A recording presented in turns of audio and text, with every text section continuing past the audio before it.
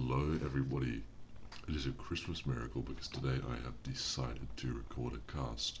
We are watching a game between TyRanT and TheViper. They are playing on the War is Coming map pack, and we are seeing a Japanese Mirror Civilization matchup.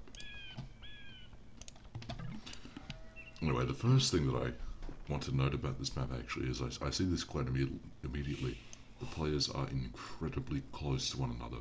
The rush distance is very, very short actually, and with Japanese having quite strong infantry, I could definitely be foreseeing some sort of drush, and then up, perhaps even going into men-at-arms, because they do get that 25% faster attack bonus as soon as you get into the feudal age on all of their infantry. Another thing I'll note about this map is, actually it seems like TyRanT has fish that is quite a bit better than the Viper. Viper, of course, we look back here, we see has two big fish, another one over here, depending on where exactly he docks. I'll imagine he docks somewhere over here or somewhere over here. And really his fish is not exactly incredible, whereas we look at TyRanT's, we'll see this corner over here is actually very replete with fish. However, another thing I noticed about TyRanT's map in particular is that we look down here, all of his resources are clustered together. He's got his 2 golds over here, he's got his 2 stones over here, and there's another gold over here that is actually fairly well between the players, probably leaning a bit closer to TyRanT's side, and that could be contested, because I imagine, as Japanese, could also definitely be seeing some archers. They do have a reasonably good archer tree, and also potentially seeing quite a bit of a navy coming out, and fishing ships, and just generally players vying for control of the water, because it would be quite a big boon to have that massive food income. Specifically for TyRanT, I would say, and imagine he would invest more highly in the water when he realizes that he actually has quite decent fish. Would have been better if he docked a little bit further up there, but you can never really know until you get fishing ships out on the water. But yeah, Japanese generally having a big incentive to go heavy into the water, because they do get faster working fishing ships, 5% faster by each age. So in Imperial Age you're getting a whole 20% faster working fishing ships, which is really quite good actually. And it also helps that they are just super strong, having double the normal HP and that incredible pierce armor right there, so nothing is going to mess with your fishing ships if you're playing as the Japanese. So, interesting decisions by both players. Doesn't look like we're seeing a drush actually, and I was partly expecting that because I was imagining we'd be seeing some sort of early aggression here, considering how short the rush distance is here, and how much players would have to gain, for example, denying this here. Definitely be able to deny TyRanT's berries if the Viper went in for a drush. TyRanT's wood is quite good, very easily defensible, and these resources down here though, not too far away from the town centre, but really not in a good position at all. I'm going to slow this back down to normal speed, because it looks like actually, considering that we are seeing these villages on stone from TyRanT, we are going to be seeing him tower rush. Looks like he's going over here, he's going to be tower rush, he's going to put one up onto this gold and really deny Viper's gold. However, at the same time, I'm not sure if that's actually the best decision right now. I won't question what TyRanT's doing, but I would say that if he did go more heavily into the water, he definitely would actually be able to deny that gold anyway, since it's very close to the water, and it probably would have a better time tower rushing maybe down onto this if he knows it even exists, which is, he doesn't see that gold there, he only sees the stone, which I think is what's influencing his decision to go over here.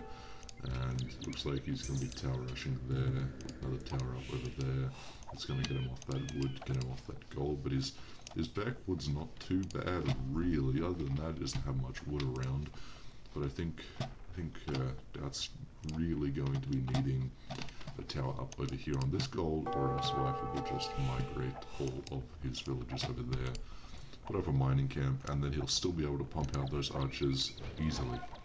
And that's really what TyRanT doesn't want to happen right now. He doesn't want to have the Viper's archers come over here and just ransack this gold right here, ransack this stone, and that'll really cripple his ability to get out any units, get out any archers, get out any more towers, and look, really, I would imagine to be seeing a tower coming up around here, somewhere around there, just generally covering these resources here, because this is Doubt's lifeline. If he loses these resources, I think it's very well safe to say he's going to be in a terrible position. And we're going to see another tower coming up. That tower going to be forcing villagers off this wood back here. Going to be doing a lot of damage to these berries here as well. Have a skirmishers coming in for the harass. Definitely doubt they're going to get a kill, but actually going to go ahead and force Doubt off that tower there, because the villagers coming in, scouts coming in. Skirmish is really lacking that villager killing power, since of course with villagers having the 2 pierce armor, that'll only be doing 1 damage. Just going to have that tower there raised to the ground. Villager's going to take that one down quite quickly, and looks like I actually think Doubt did that one up there, so we could get some of the stone back, invest in that. The tower going up over here. However, the Viper is managing to field quite a large army right now, though it's only skirmishers, and he's only just getting fletching on them now, and even if he does get fletching, they'll still only be doing the 1 damage to villagers, unfortunately, so they're not going to be able to kill off villagers to get any real villager killing power with just having skirmishers. Going to need to start mixing in some archers, get this gold down here, but actually he's going over onto the stone, and looks like he's going to be wanting to put up some towers of his own, since he's got this one over here. And a great way to counter a trush is always to trush back. Not sure what Doubt is doing, but he's shooting the house, not shooting that watchtower. Anyway, what are we seeing going over on the water? We're seeing Doubt's fishing ships getting some pretty good fish right now, whereas the Viper's not getting a whole lot, just fishing shore fish, and in fact being killed off even then. This one over here gonna get killed off, and these 2 over here gonna get killed off quite quickly also, it seems. And Doubt deciding to just go ahead and mine this gold over here with his 4 villagers, though one thing to note is he has a very unbalanced economy. He's got nearly 500 gold right now, and if we cycle through his archeries and see what he's doing, we'll see he has a single archery.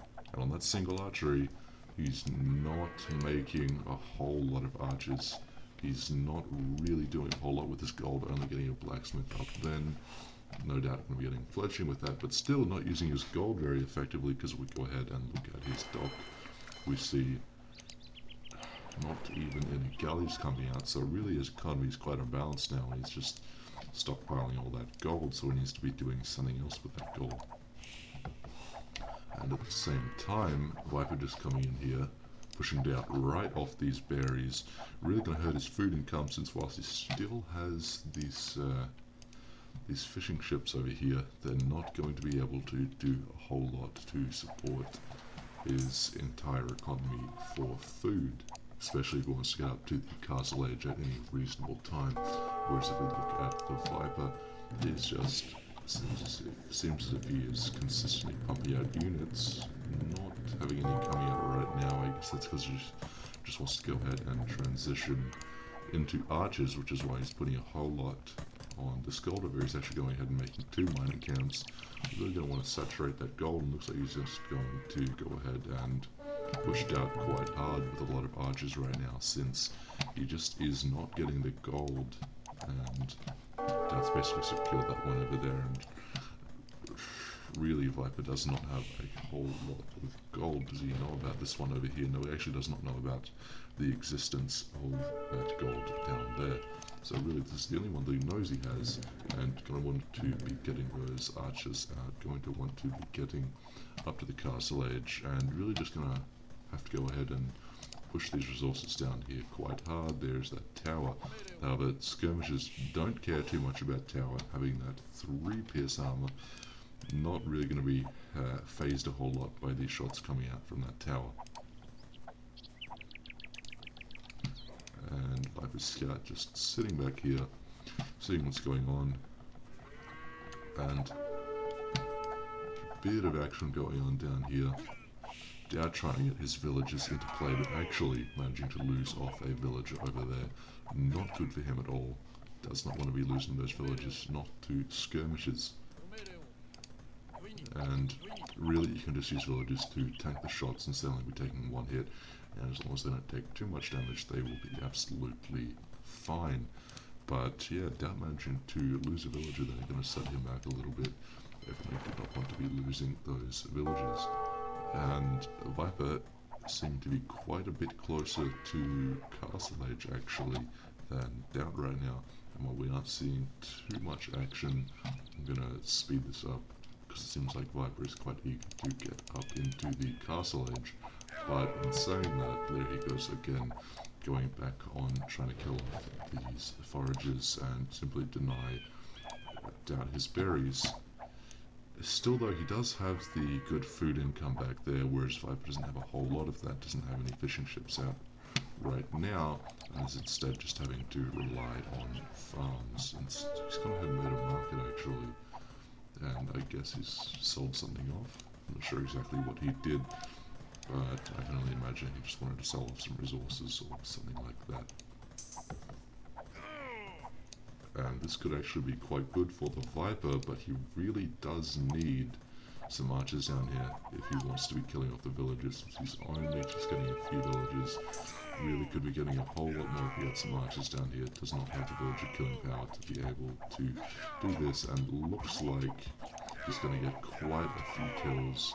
Focus down these archers since they are the gold units, and just have these skirmishers ending up being killed off. So unfortunately for him, the Viper is going to lose out down there, lose his whole army, but really took out a significant portion of Doubt's army and killed a lot of villagers there. So actually that is a very cost-effective engagement. That's really going to hurt Doubt's economy, hurt Doubt's army, and actually very good play there from the Viper.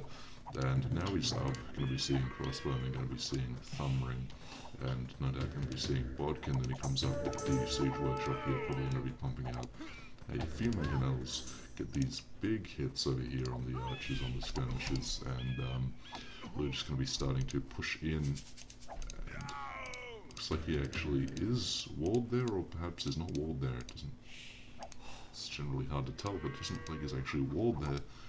And I'm not sure why Viper didn't just go ahead and walk in there. But really, he's going to end up just pushing all of those units off, going to have to make them come back down over here to this lumber. And really, Doubt's economy is pretty much centered over here right now. All his gold, all his stone, all his lumber, centered right down here. So this is going to be exactly where Viper wants to push. He's going to want to come around here, get some mangonel shots, come around here, shoot with these crossbowmen. He knows exactly what's going on.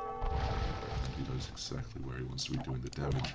But here comes Doubt, trying to trap the Viper in, but actually getting beaten back brutally by that mangonel. But mangonel doing a lot of damage, but actually it's going to get picked off by some villagers there, and Doubt can come out ahead in this engagement. But Viper did make very good use of his mangonel there, killing off quite a few crossbowmen.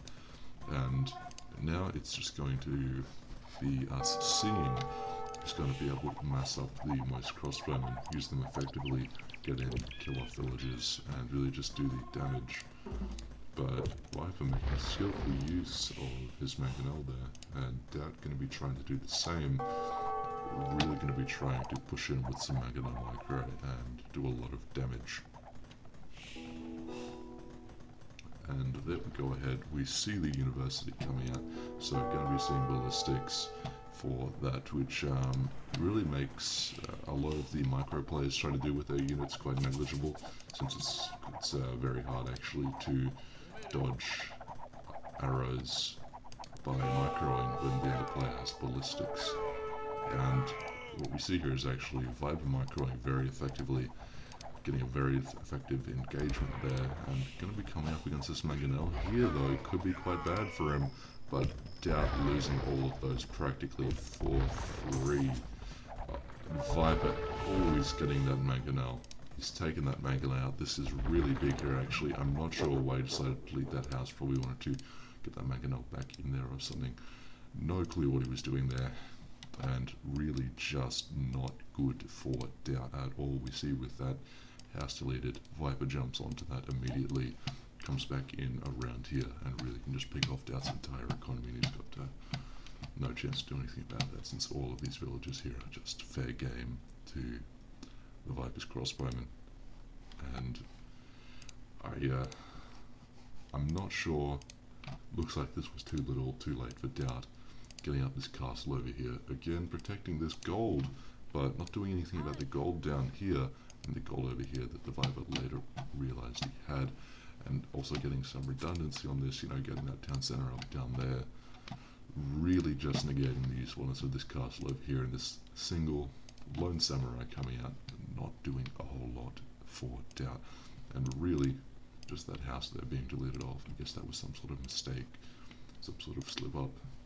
Not sure exactly, and that actually looks like it's really gone ahead and cost Doubt the game, since I think if that didn't happen, he could have held on for quite a bit longer and perhaps utilized this castle over here to do some big damage, whereas that town center got some villager kills over here. But very good game from the Viper, playing that very effectively and seizing that opportunity as soon as he saw it.